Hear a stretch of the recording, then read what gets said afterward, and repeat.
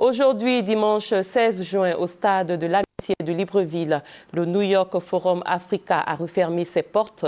Le président de la République, Alassane Ouattara, et son homologue gabonais, Ali Bongo Ondimba, ont assisté à la cérémonie de clôture de cette plateforme panafricaine de réflexion sur l'émergence de l'Afrique.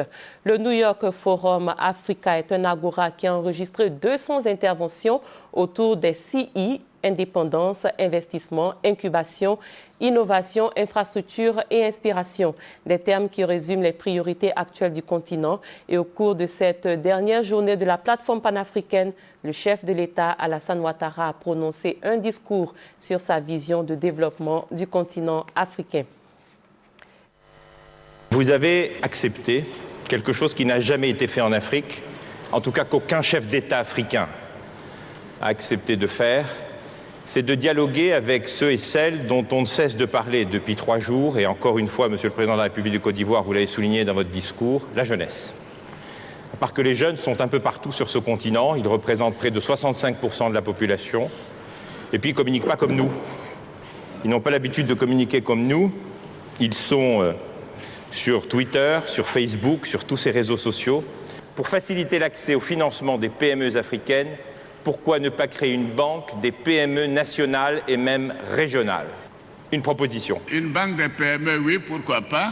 Je dois dire qu'au niveau de mon expérience bancaire et d'économiste, je n'ai pas été très favorable par le passé aux banques sectorielles. Banque de l'habitat, banque des PME, banque de l'agriculture, banque de l'industrie, et ainsi de suite.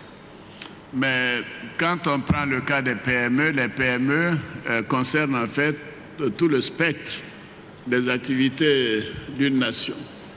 Et ce qui importe le plus, c'est d'abord pour ces PME d'avoir une comptabilité à jour. Donc la formation des responsables des PME est une priorité à mon sens. Le deuxième élément, c'est l'accès au crédit, que ce soit avec une banque de PME ou une autre formule. Et il y a lieu sans doute pour promouvoir les PME d'avoir un fonds de bonification des intérêts. Et enfin, faire en sorte que quand ces PME ont recours aux possibilités, aux appels d'offres de l'État, qui est tout de même une priorité.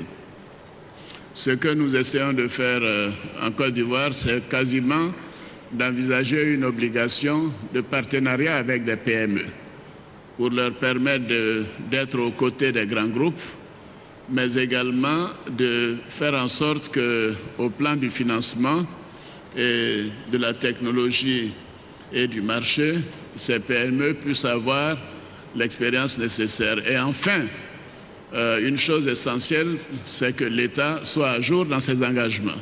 Nous devons faire un effort de gestion de ces instituts que nous créons, mais surtout se rapprocher du secteur privé. Et avec ce secteur privé, voir comment être en mesure de pouvoir soutenir.